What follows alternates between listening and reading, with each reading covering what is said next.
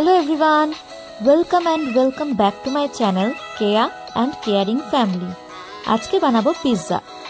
তার জন্য প্রথমেই দেখলে পিৎজা ব্রেড নিয়েছি, ক্যাপসিকাম নিয়েছি, পেঁয়াজ নিয়েছি। আমি পিৎজা সস বানাবো তাই জন্য রসুন নিয়েছি। এটা হচ্ছে সুইট কর্ন আর টমেটো নিয়েছি। আর টমেটোর বীজগুলোকে আলাদা করে নিয়েছি কারণ ওটা দিয়ে সস বানাবো। আমি নিয়েছি তন্দুরি মায়োনিজ, এটা দিয়ে একটা নতুনত্ব সস হবে। আর নিয়েছি মজরেলা চিজ। আর দু রকমের অরিগানো পাওয়া যায়, একটা হলো নর্মাল অরিগানো আর আমি এখানে নিয়েছি পিৎজা অরিগানো বা স্পাইস মিক্স। এটা তোমরা যে কোনো জায়গাতেই পেয়ে যাবে। সব সরঞ্জামকে রেডি করে নিয়েছি। কড়াইয়ে তেল দিলাম।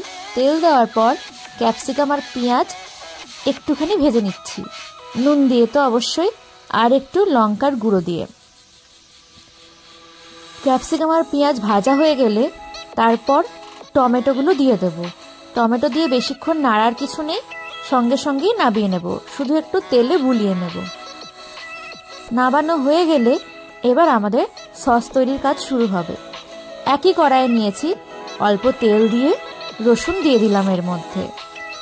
এবার রসুনটা যখন একটু গোল্ডেন ব্রাউন করে ভাজা হয়ে যাবে, টমেটোর যে বীজগুলো ছাড়িয়ে রেখেছিলাম সেই বীজগুলো দিয়ে দেব আর টমেটো কেচাপ দিয়ে দেব। তোমরা চাইলে একটু জলও দিতে পারো, কিন্তু এখানে জল দেওয়ার দরকার নেই, বেশি করে টমেটো সস দিয়ে দিলেই হয়ে যাবে।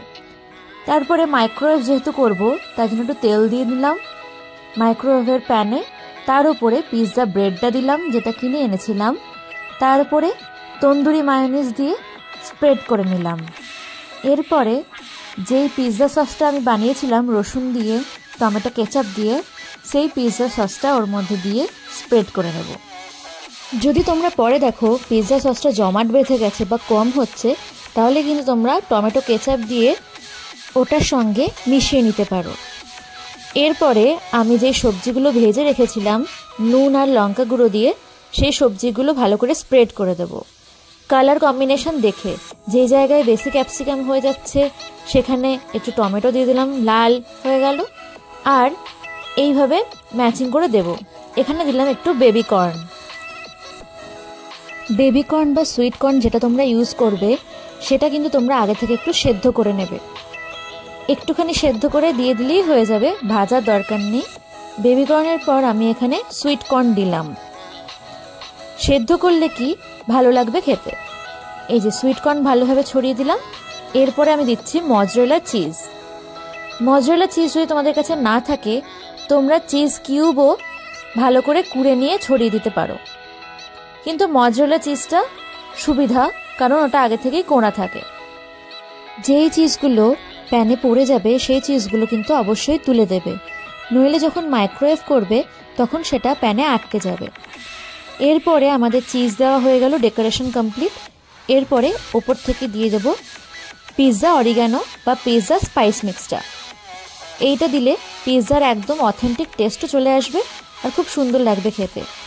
এই স্পাইস মিক্সের মধ্যেই কিন্তু চিলি ফ্লেক্স, অরিগানো এগুলো দেওয়া থাকে। আমাদের ওয়ার্লপুলের মাইক্রোওয়েভ, যদি তোমাদের ওয়ার্লপুলের মাইক্রোওভেন থাকে তাহলে তোমরা জানতে পারবে। এই দেখো আমাদের না এখানে প্রতিটা কোড লেখা থাকে, প্রতিটা ডিশের জন্য প্রতিটা কোড।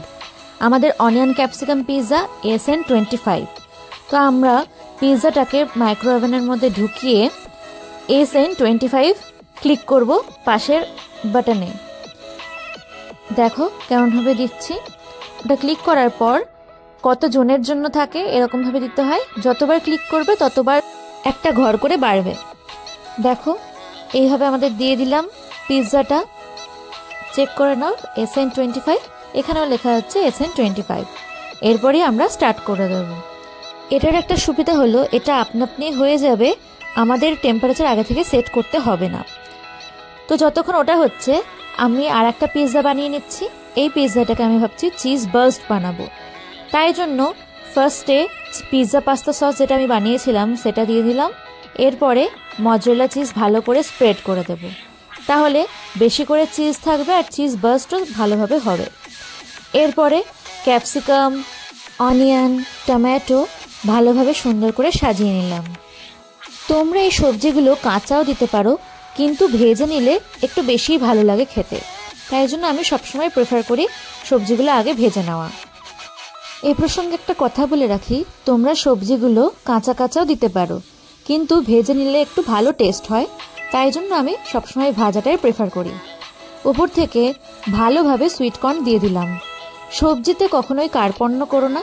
যখন তোমরা ভেজিটেবল পিৎজা বা ফার্ম হাউস পিৎজা বানাবে তখন কিন্তু ওখানে সবজিটাই মেন ইনগ্রিডিয়েন্ট, তো টপিংগুলো সবসময় সুন্দরভাবেই দেবে। ভালো করে বেশি বেশি করে মজরেলা চিজও দিয়ে দিলাম। এরপরে ওভেনে ঢোকানোর পালা। সেম প্রসেস আবারও রিপিট করলাম, SM25। আর একটা কথা বলি, মাইক্রোওয়েভ অনেকক্ষণ সময় নেয়, তার আগেই যদি তোমাদের পিৎজাটা কমপ্লিট হয়ে যায় তোমরা বারবার করে চেক করবে, 6 মিনিট পর পর চেক করতে থাকবে। যদি হয়ে যায় তখন বার করে নেবে, তাহলে পিৎজাটা ওভারকুক হবে না। এই দেখো দুটো পিৎজা কি সুন্দর হয়ে গেছে, একটা চিজ বাস্ট আর একটা নতুনত্ব সস দিয়ে তৈরি। এবার ভালোভাবে কেটে নিচ্ছি। দেখো চিজ পুলটা খুব সুন্দর হয়েছিল আর সাইডগুলো একদম ক্রিস্পি হয়েছিল, খুব সুন্দর হয়েছে। দারুণ।